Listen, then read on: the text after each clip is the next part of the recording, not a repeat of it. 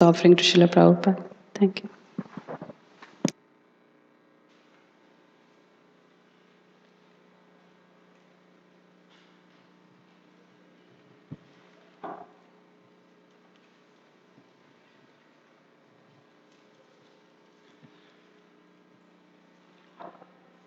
Nama Om Vishnupadaya Krishna Prastaya Bhutale Srimati Bhaktivedanta Swamin Iti Namane Namaste Sarasate Devi Gauravani Pracharine Nirvishesha Shunyavadi Paschatya Satarine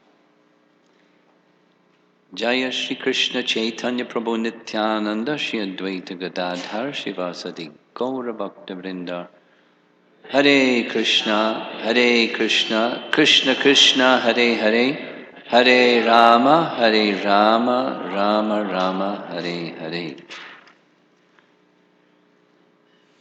As I mentioned earlier this morning during the class,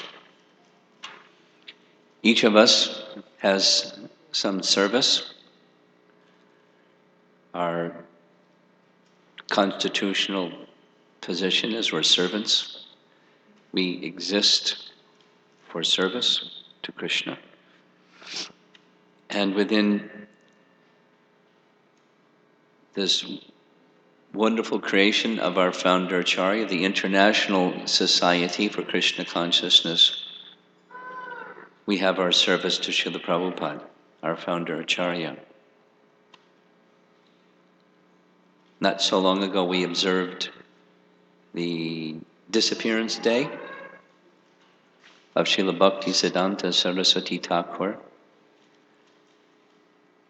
And when he was young,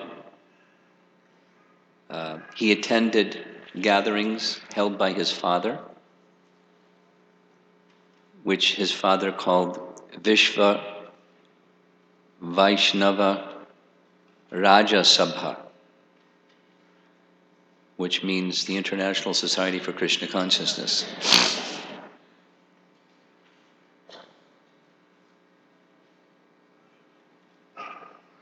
Bhaktisiddhanta continued that same terminology. Vishva means this earth or the universe. Vishva, like the Vishvarup, universal form. Vishva Vaishnava Raja Sabha. Sabha means association or gathering. Bhaktisiddhanta said that this Vishva Vaishnava Raja Sabha is like a river that always exists throughout the universe, and sometimes it's manifest, sometimes it's not manifest, but it's always existing.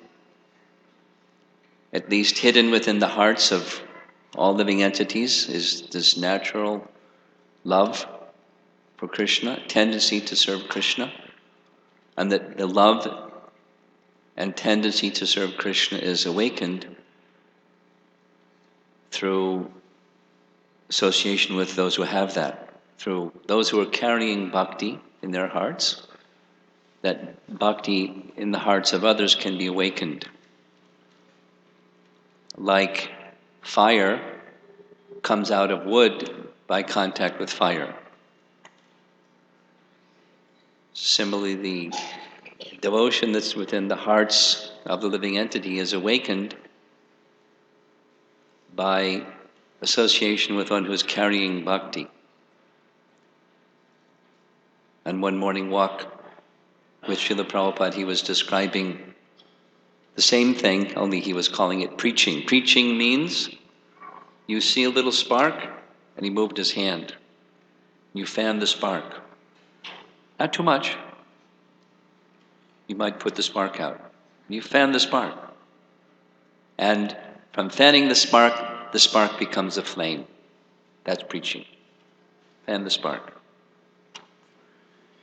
And then Prabhupada said, the expert preacher is one who can make that flame, and his eyes got really big, into a big blaze.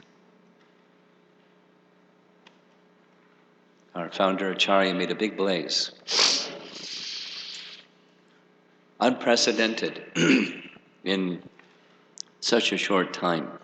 In the history of the world.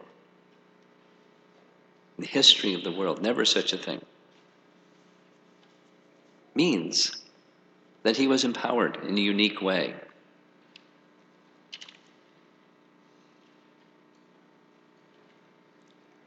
Evidenced by what he accomplished. And when Prabhupada spoke about what he had accomplished, he spoke in this way, what is it that I have accomplished? Not something wonderful, only one thing. I followed the orders of my Guru Maharaj. That's the something wonderful. And anyone can do that something wonderful, just follow the orders of your Guru Maharaj. In our case, whoever your Guru Maharaj might be, within ISKCON, we have our founder Acharya. And having clarity for whoever you are within ISKCON of that unique position of founder Acharya, whoever may be your Diksha Guru and Shiksha Gurus and mentors and guides and friends and husband, wife, family members, etc. There's a unique position that's held by our founder Acharya.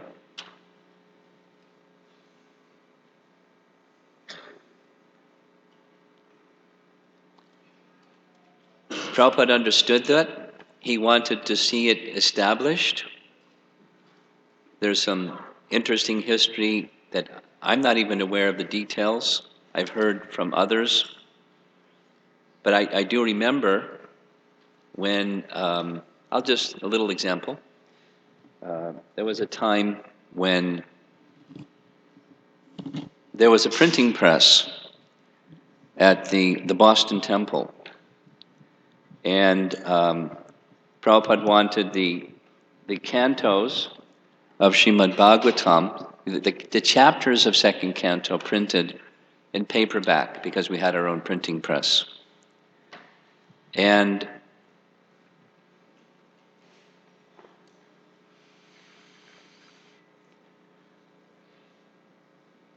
by some mistake, I assume it was a mistake and not by intention, at the bottom of all of Prabhupada's books, now we read Founder Acharya, His Divine Grace, A.C. Bhaktivedanta Swami Prabhupada. So I remember distinctly, second realization. At the bottom, His Divine Grace was missing. And it just said Founder. Didn't say Founder Acharya. And I'm aware of this because I was in Boston and that's where the printing press was. And Prabhupada, I didn't see the letters, but I heard that Prabhupada said, there is a conspiracy.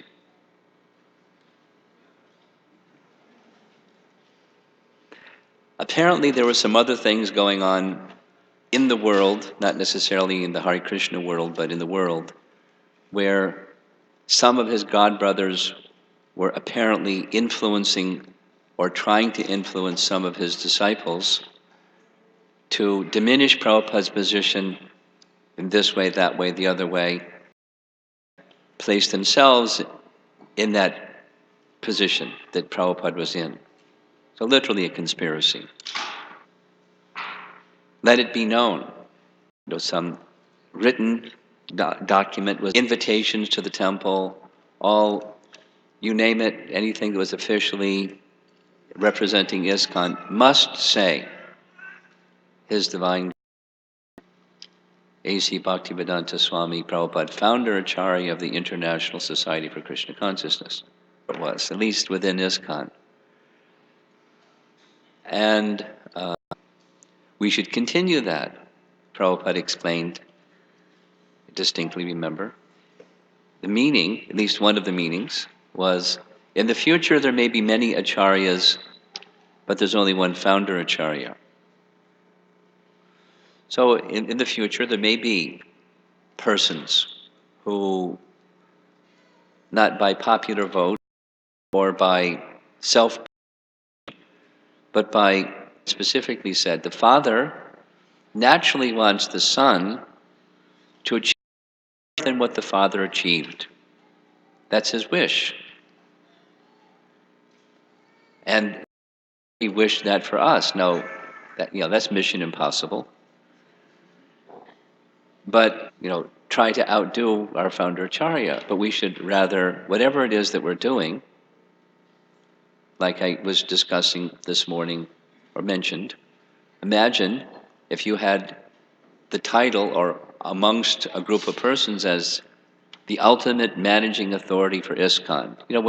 Supposing you're in charge of making garlands, or you're in charge of dressing the deities, or you're in charge of cooking the feast, or you're in charge of the Janmashtami festival, or even you're in charge of parking the cars for the Janmashtami festival, or you're in charge of book distribution, or whatever it is that you're in charge of. You're in charge of something.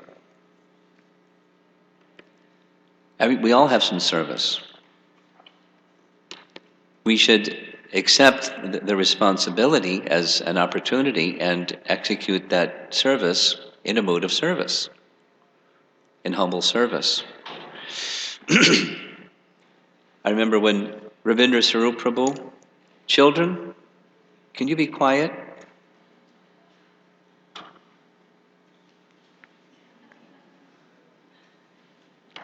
And if you can't, you can go to the back of the room. He's always smiling. He's not always quiet.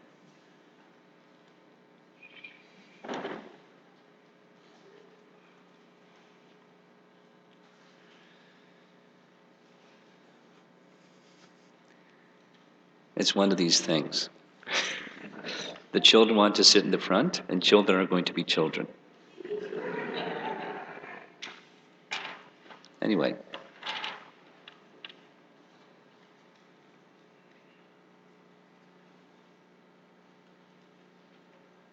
What was I saying? Ravindra Sarup, very good. He was, when he was last, several times he's been the chairman of the GBC, but I remember there was such a challenge. I don't even remember what the challenge was. It was such a challenge. He knew it was beyond his capacity. The ultimate managing authority, chairman, beyond his capacity. So what did he do? He decided he went to Vrindavan, and for the month of Kartik, he chanted 64 rounds, praying for the capacity. I don't even remember how the thing came out, but just as an illustration of, from our discussion this morning, that the position of humility, when it's quite natural that we should all feel, whatever the service is, that what is our qualification? Again, not picking on Trivandrum, but she spoke up, as others may also have the same feeling that some service is given, you do what you can do, and somebody says, oh, you did such a nice job, and feeling not qualified. How can they speak like that? So that sense of humility, of depending upon our superiors, and all of us, ultimately, within ISKCON, depending upon our founder Acharya. Whoever your spiritual master may be, whoever your Shiksha gurus may be, or whoever your sources of inspiration may be. That's what ISKCON means. And the service of what I'm doing right now, serving as a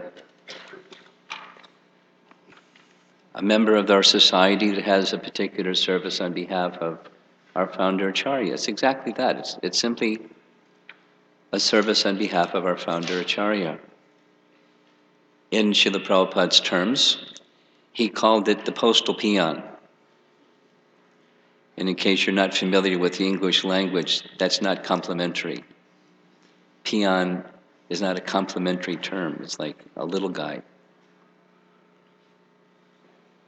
Peon, postal peon. So there's messages from Krishna for you and you and you and you and you. And the spiritual master is the postal peon. Here's the message for you. And it's something of a mystery how the whole thing, the postal peon program works. Meaning, there's postal peon, or the transmitter of one who has unlimited potency. When the instrument is dull, or crippled, or insufficient, or whatever. And if one thinks, "Oh, I'm very sufficient," that's a further disqualification than thinking in the humble way, like we spoke this morning. This cultivation of humility, at the same time accept responsible service. It sounds like a contradiction. I'm profoundly unqualified, and here I go. But it's not here I go, it's if Krishna so desires, some service is to be done, let me make an attempt to do this service for Krishna. So that's what we're doing. There's one, I think it's like a transcript or something like that of a lecture of Bhaktisiddhanta on the occasion of initiation ceremony. And apparently it was a large initiation ceremony, and persons were offering their respects to him. And, no, maybe it was his Vyasa Puja.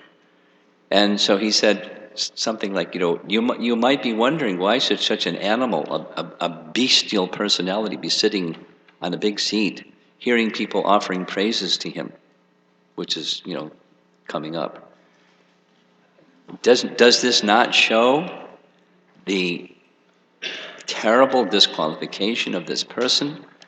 And Bhaktisiddhanta said, rather, in hearing these words, I am now understanding that you are my instructors and you're instructing me how I should be conducting myself. Not like, yes, very good. These people are smart, they understand how qualified I am.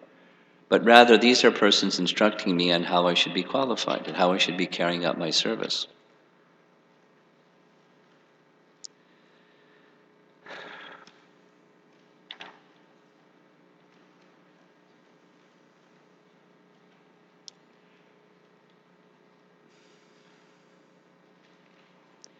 So how does one become qualified to carry out some service? It begins, the whole process of devotion, of course, it begins with some preliminary faith, like we discussed this morning.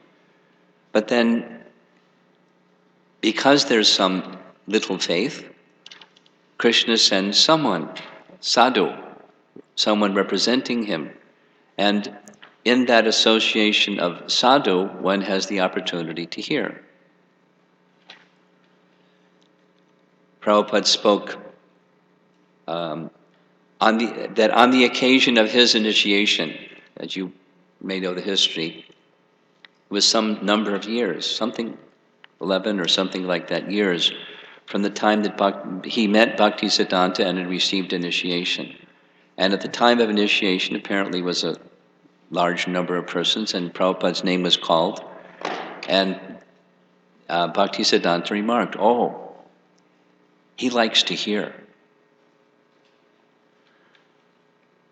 And then Prabhupada said, because I like to hear, that is my qualification today to speak. Then on a separate occasion, he indicated that when he would hear Bhaktisiddhanta speak, in Prabhupada's words, often my brain was puzzled. Now, if Prabhupada's brain was puzzled, what would happen to our brain? Mush, powder, vapor. But still I would sit and listen. And that is my qualification today. So just a little bit of sharing with you about this recent wonderful experience I just had of preparing for and then speaking on Brahma Samhita. I believe that was it's one of the little gifts that devotees are going to be receiving is the PowerPoint presentation that several of the devotees here in the room assisted in, and I did some other things. But then the amount of preparation for that, the previous Thanksgiving weekend and then this recent Thanksgiving weekend, I don't know how many. My guess is between 250 and 300 hours of preparation, including like the fidgeting with the PowerPoints a million times and the recordings of others who spoke on Brahma Samhita, hearing each of them 10, 12 times, and so many other things. Commentaries translated, Jiva Goswami's commentary, and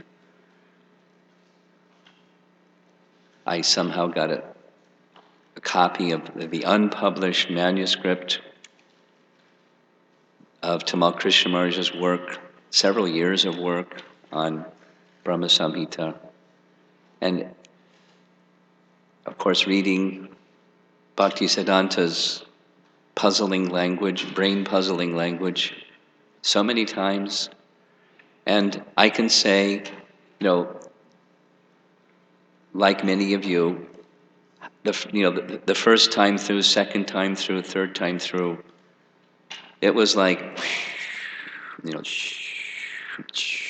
so when you listen to those recordings, it may also be, and that's okay. Listen to it again and listen to it. By the process of hearing, it's not, as I spoke at the beginning of this Brahma Samhita seminar, this isn't an intellectual exercise like we're used to, when you go to school or college or graduate school. It's an intellectual exercise. The spiritual elevation is not an intellectual one. There may be some point where one tries to understand the concepts. Certainly you're using your intellect or your faculty of discrimination to understand things. But that's not the purpose of it. It's not, the benefit of it. Like Krishna says in Bhagavad Gita, one who studies this sacred conversation is worshiping me with their intelligence. It's spiritualizing one's intelligence.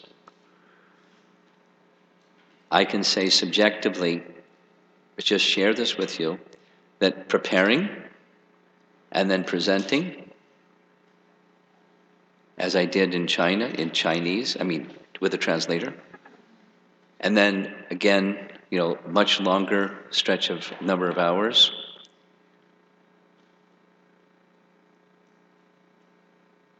I don't think she should be hanging her leg over the side like that.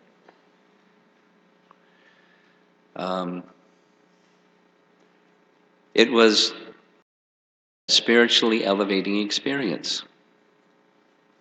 The whole thing, from to gradually exhilarated. Certainly understanding things that I hadn't understood before, but that wasn't the... and Jiva Goswami's commentary is... One can become qualified association, and the primary association is by hearing. And so by hearing, intellectually you may not understand. Vibration is coming from a pure source, or repeating the message of a pure source, like we discussed this morning, but with recognizing my lack of qualification, but nonetheless having faith in the process of elevation, and taking that, having that elevating process by hearing, carry one to another position. Then it's really clear. It's not our qualification. If there's something of value that's being transmitted, it's not our qualification. It's this descending thing that's the qualification. That's of value. We as a receiver transmitter may be, dull or less than perfect, far less than perfect. But there's something amazing, something transcendental and mystical about being a good instrument in the service of Chaitanya Mahaprabhu and our founder Acharya. It starts with the process of hearing. And of course, then chanting. Hearing and chanting, Shravanam Kirtanam.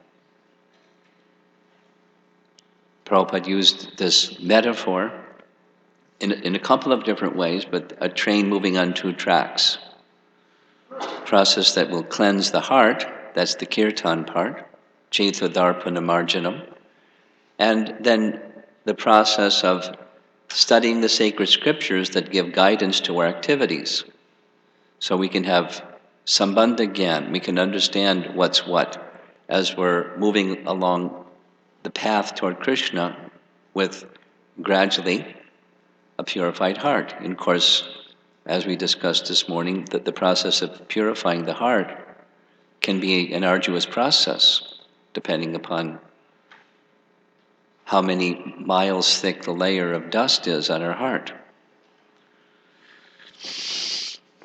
But that's okay, however many miles thick, just with faith in the process. And I really like the language of Vishwanath Chakravarti Thakur, standing by the side of and in the service of our spiritual master, or the spiritual master, in his language specifically. So those who are giving Krishna to us and giving the message of Krishna to us, the postal peon, stand by that person's side, hear from them, serve them, just as Krishna says in Bhagavad Gita, tadvidhi pranipatena pariprashnena sevaya upadekshanti te jnanam jnaninas tatvadarshana. They can give, even we're not qualified, they can give. They want to give. And we can protest, oh, I'm not qualified. That's okay, take it anyways. That's Lord Chaitanya's mood. I'm not qualified. Fantastic, you're an eligible candidate. Take it.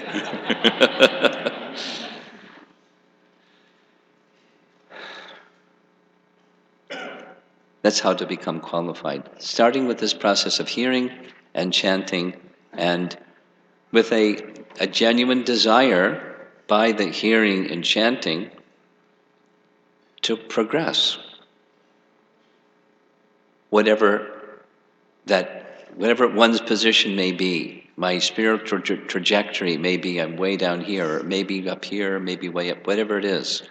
And we are the sine curve thing that we were speaking about yesterday. It may be then back down again, and then maybe, and then back down again. That's okay. That's not now I'm qualified, now I'm disqualified. It's just where you are on your trajectory of your spiritual life is not the essence. The essence is taking shelter of that sound vibration from whatever the position that one may be in, acting in that relationship with the sources, Krishna, and the representatives of Krishna, the sources of that sound vibration, staying in that relationship very carefully, desiring with faith to progress. Now that progress, small but important thing, there has to be some willingness to let go of stuff, or the notion of being the enjoyer of stuff, at least.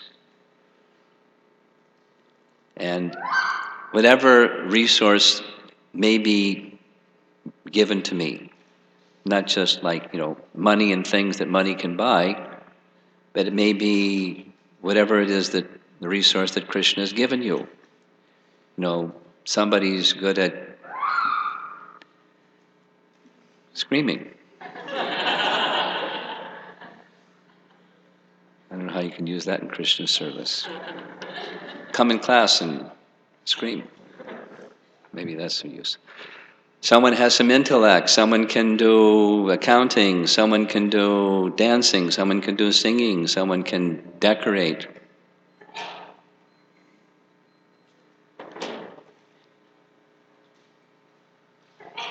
Practically every time I associate with Rama Bhadra, he's always contemplating, decorating Radha Govinda. The next festival, the next, something. And he's been doing this for decades. I mean, his consciousness is absorbed in that gift which he has. Some of you know Kaladri Prabhu. So something that Rama Bhadra does when he sends me letters, he always dress of Radha Govinda, and dressed this time and that festival and this flower outfit and that. I said, I have a background, and Rama Bhadra is an artist. Using that, just as an example, art for Krishna, that you have some ability for. Everyone has something, and use that something. And if it glorifies Krishna, instead of being attached to, the other way that we guided in us. We're in this way. We're protected. Goes in the ear, and then activity. Activity is guided where there's fidelity. With, the other adjective, ardent adjective. Yeah. Krishna consciousness, a clear understanding of where it's all. And we hear it back to God. Ask 10 neophytes what is back to God. By that I mean realization. I can say back to Godhead or Goloka or the spiritual world. That message isn't a new message, but realization will increase proportionate being that hearing within the sadhana from that. And there's enthusiasm doesn't wane. See is a problem. Yeah. We get to relief from the misery, so persons may take to devotional service. But when misery subsides, I have lots of just a little more intense.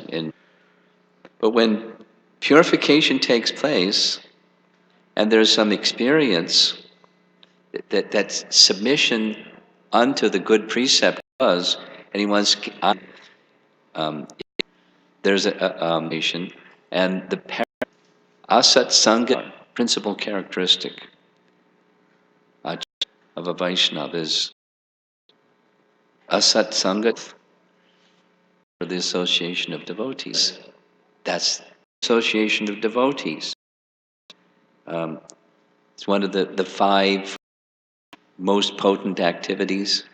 So what is it meant? But what's the, and when pleased, there's in the world, all over the world do that. We have certain etiquettes. Watching Madhu Mangal after he did Mangal Arti this morning. Huh? Internal, external, but we have our etiquettes in Krishna consciousness. So forth and so bhakti, not just the behavior, but pleasing the heart when there's hearts of the devotees, whatever it is that they do, it's pleasing. The etiquette is not as pleasing as if the heart of that devotee is eagerness to render service, pleasing the heart of the devotee. I'll just share this one last thing. In some place far away, and one of those places where it's an international flight, and I don't know why exactly. And after a long flight, you're upside down, your body. So I got there at 1:30 in the morning, or like that. And there was a young girl, something. And from the door and came right in, handed me this box. And inside the box, different sizes and different colors strung together. You know, a gift from Maharaj, who doesn't wear beads.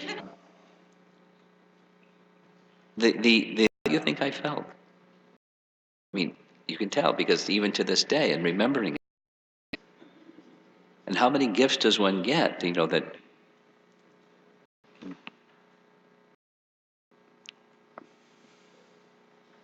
is the purpose behind it, the hearts of the devotees. There's, you know, we're upstairs here, and there's, because we can't see them, because they're down in the kitchen. And some devotees were doing whatever they were doing yesterday, and some devotees were doing some things. You know, the unsung heroes of events like this. We often do this at our GBC meetings. You know, we're receiving all this service from the devotees in Tirupati or in Juhu or Mayapur, and volumes and volumes and volumes, just, you know, to accommodate us having a meeting. And there's this little kind of event towards the end, and the president or the leader brings their people out and introduces them one by one. We applaud and we go away. But all that service that they've done, it's just amazing. It's just amazing. Hours and hours and hours and hours and hours. I mean, I'm surprised Diet is sitting in the temple room here, because temple commanders are often running around and doing stuff, yes? Huh? Others are helping now. Well, isn't that nice? So you're able to sit here. But I'm sure you did a number of things. But you get the idea. So it's not just doing the service, it's with the desire to touch the hearts of the devotee. Because any of us that are here because somewhere along the line someone touched our hearts. Otherwise, we'd be off somewhere else doing something else. Naturally. And then there's the experience where we've all had. We extend ourselves, and we extend ourselves, and we extend ourselves, and it's like nobody's home. Knock, knock, knock, and you hear the other side, nobody's home.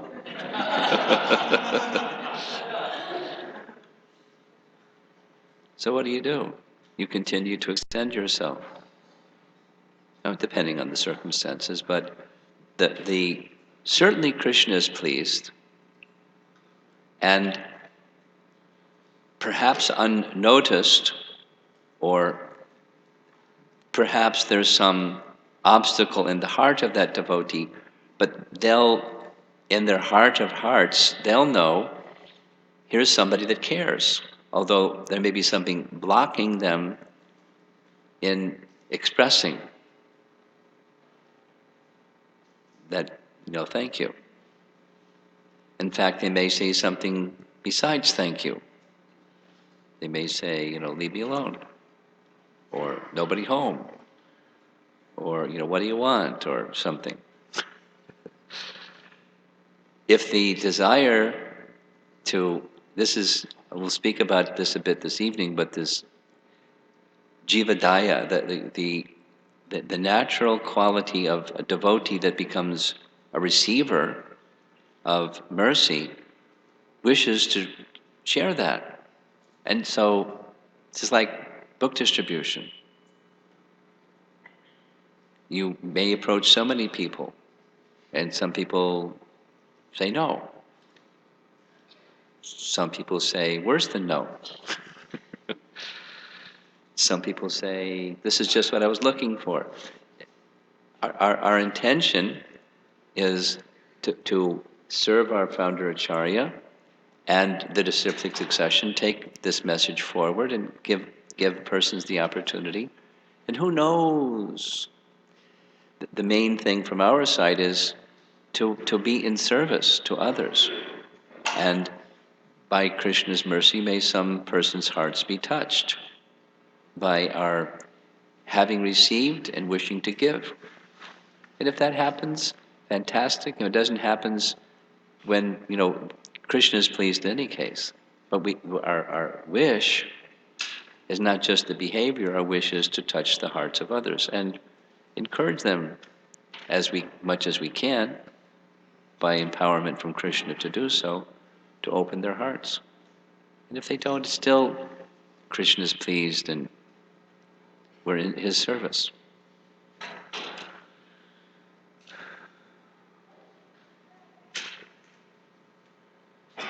So those are some thoughts I wanted to share today on the occasion of this event. And what's next?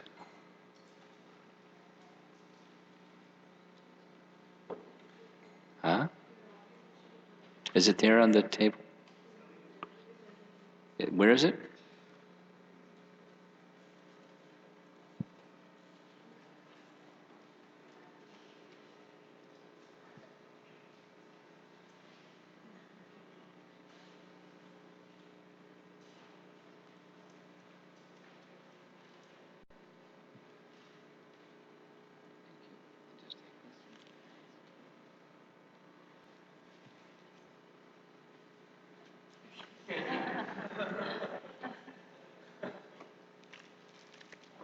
So you want me to read from this?